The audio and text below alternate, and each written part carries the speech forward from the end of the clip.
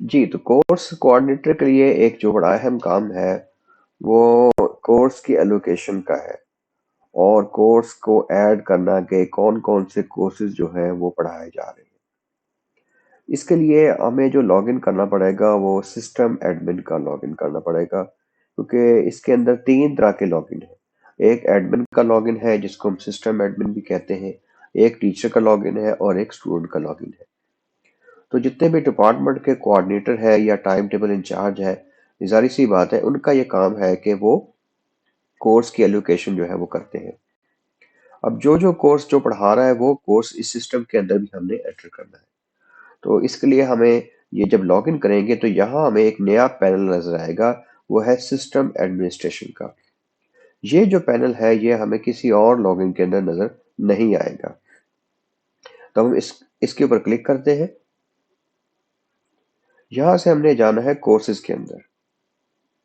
Courses के अंदर हम आएंगे ऐड न्यू कोर्सेज या मैनेज कोर्सेज एंड कैटेगरीज। तो यहाँ हमारे पास जितने भी प्रोग्राम चल रहे हैं ये 2023 के प्रोग्राम है और हर कोर्स के अंदर हर प्रोग्राम में जो जो कोर्सेज ऑफर हो रहे हैं वो हमें नजर आ रहे हैं और हर कोर्स को जो टीचर पढ़ा रहा है वो भी हम देख सकते हैं। तो पूरे कॉलेज में जितनी भी एक्टिविटीज हो रही हैं हमें वो तमाम नजर आ रही है। जैसे यहाँ देखें बीएस बॉटनी है, यहाँ हमें नजर आ रहा है कि 6 कोर्सेज ऑफर हो रहे हैं। यहाँ हम रहते हुए किसी एक पे क्लिक करेंगे तो यहाँ इसके नीचे एक और पैनल खुल जाएगा। यहाँ आप देख सकते हैं कि इसके अंदर एक टीचर जो है वो एलोकेट हो चुका है। ये कोर्स का टाइटल है, ये कोर्स कोड है, ये इसका आईडी नंबर है। तो इसी तरह हम यहाँ हमने बॉटनी के लिए तमाम कोर्सेज और उनके टीचर को एलोकेट कर दिया है। अब इसमें ये होगा कि वो मुतलका टीचर जब लॉगिन करेगा तो वो अपने स्टूडेंट्स को एनरोल करेगा। यहाँ से भी हम स्टूडेंट को एनरोल कर सकते हैं, लेकिन ये है कि थोड़ा सा काम टीचर को भी करने को कहा गया ताकि वो भी थोड़ा सा इस सिस्टम को समझे और लर्न करे। तो इसमें भी एनरोलमेंट का वही तरीका है जैसे हमने टीचर के लिए स्टूडेंट को एनरोल करने का तरीका दिखाया था, उसी तरीके से। फर्क यह है कि यहाँ हम एज अ टीचर एनरोल करेंगे, वो जो टीचर है वो एज अ स्टूडेंट को एनरोल करेगा आगे। तो यहाँ से हम देखते हैं कि कुछ कोर्सेज ऐसे हैं, प्रोग्राम ऐसे हैं जिसके अंदर हमें कोई कोर्स डिफाइन नहीं किया। जैसे यहाँ 6 है, यहाँ 8 है, यहाँ 6 है, यहाँ 2 है। चलो हम बीएस इकोनॉमिक्स को देखते हैं कि बीएस इकोनॉमिक्स में जो जो कोर्सेज ऑफर हो रहे हैं हम उसको ऐड करना चाहते हैं। तो यहाँ बीएस इकोनॉमिक्स पे क्लिक करें। तो यहाँ देखें अभी कोई कोर्स यहाँ शो नहीं हो रहा। तो इसके लिए हमें दो चीज़ों की मदद कर लेनी पड़ेगी। एक तो पंजाब यूनिवर्सिटी की ये वेबसाइट है। पंजाब यूनिवर्सिटी की वेबसाइट पे हमें कोर्स का टाइटल मिल जाएगा और दूसरी चीज़ है टाइम टेबल। टाइम टेबल से हमें उस टीचर का नाम मिल जाएगा कि वो कौन सा टीचर इस कोर्स को पढ़ा रहा है और तमाम टीचर की जो लिस्ट है वो भी यहाँ इस सिस्टम में मौजूद है। तो हम पहले नया कोर्स क्रिएट करते हैं, क्रिएट न्यू कोर्स। यहाँ कोर्स का नाम हम कोई पहला कोर्स पढ़ लेते हैं, फॉर एग्जांपल ये है इस्लामियात या एथिक्स। इस पे क्लिक करेंगे, इसको यहाँ से कॉपी कर लें बेशक और यहाँ पेस्ट कर लें। उसके बाद इसका ये टाइटल है, कोर्स कोड है, इस पे क्लिक कर लें। इसमें एक थोड़ा सा आपको जो मसला नजर आएगा वो ये है कि यही कोर्स हो सकता है बीएस मैथ में भी ऑफर हो रहा हो इसी नाम से इसी कोड के साथ। तो ये देखें कॉमन कोर्सेज हो सकते हैं। तो यहाँ से आपको क्लैश आएगा सिस्टम के अंदर, वो कहेगा कि ये कोर्स पहले ही ऑफर हो रहा है, लेकिन देखें वो डिसिप्लिन अलग है, उसका टीचर अलग है और क्लास भी अलग है। तो जाहिर सी बात है एक कोर्स को दो क्लासेस एलोकेट नहीं कर सकते, हर क्लास का अपना अपना कोर्स है। तो इस कोड को थोड़ा सा हम डिफरेंट करने के लिए हम यहाँ ई लगा देंगे खुद से। अगर ये एरर देता है तो अभी हम देखते हैं कि अगर ये एरर नहीं देता तो फिर इसको ऐसे जाने देंगे। अगर ये एरर दे तो इस कोड के अंदर हमने ई का इजाफा कर देना है। जैसे यहाँ ई लगा देंगे तो अंदाजा हो जाएगा कि ये इकोनॉमिक्स का कोर्स है। उसके बाद और जो चीजें रिक्वायर्ड है वो कोर्स आईडी नंबर है, ये भी वही चीज है, कोर्स कोड या आईडी नंबर एक ही चीज है। तो यहाँ भी उसको पेस्ट कर देते हैं। यहाँ देखें कोर्स की स्टार्टिंग डेट, चूंकि 6 माह का कोर्स है तो इसने ऑटोमेटिकली अंदाजन बाय 19 जून तक इसकी जो है वो एलोकेशन रखी है कि 19 जून को ये कोर्स खत्म हो जाएगा। समरी के अंदर हम इसकी आउटलाइन डाल सकते हैं, फिलहाल इसको खाली छोड़ देते हैं। कोर्स का कोई इमेज लगाना चाहते हैं, जैसे हम तस्वीर लगाना चाहते हैं इस कोर्स के मुतलका, जैसे इस्लामियत का कोर्स है तो कोई मस्जिद की तस्वीर लगा सकते हैं या जो भी हम चाहते हैं। बाकी फिलहाल चीजें स्किप कर दें, हम इसको सेव कर देते हैं। तो ये कोर्स अब सेव हो गया, यहाँ आपको ये कोर्स नजर आ रहा है। अब इस कोर्स को पढ़ा कौन रहा है ये हमने दूसरा डिफाइन करना है। इसके लिए इस कोर्स पे यहाँ ही क्लिक करें। तो आप नीचे देखेंगे कि इस पेज में थोड़ी सी चेंज आई है कि ये उस कोर्स को थोड़ा सा एक्सपेंड कर दिया है।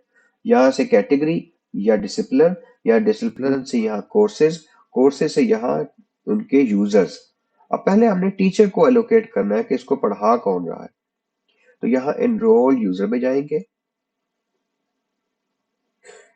और यहाँ हमने इसको एनरोल करना है।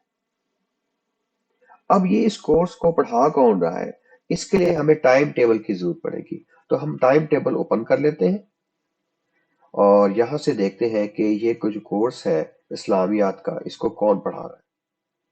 इकोनॉमिक्स के अंदर जो इस्लामियात का कोर्स है वो पढ़ाया जा रहा है, पता नहीं कौन पढ़ा। जी ये है अनस साहब है। अनस साहब को हमने सर्च करते हैं। हमने से यह सिर्फ यहाँ अनस लिखने से वो एलोकेशन नहीं होगी, जो रिकॉर्ड में उनका नाम है वो हम उसको वहां से इसको ऐड करेंगे। तो यहाँ से हम सर्च करते हैं अनस।